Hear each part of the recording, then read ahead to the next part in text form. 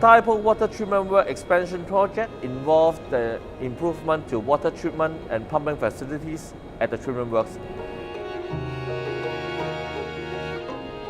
Upon completion of this project, the Tai Po water treatment work can supply 1/3 of Hong Kong's populations, including Kowloon Peninsula and central and western part of Hong Kong Island.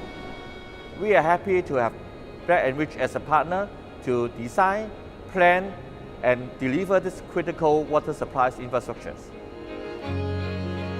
The immediate challenge is to develop these expansion projects without interrupting the existing plant operations.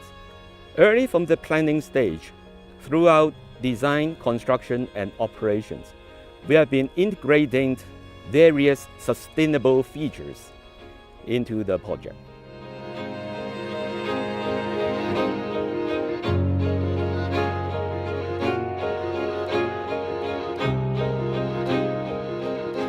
We believe the story of Tai Po Water Treatment Works is a role model in terms of sustainability.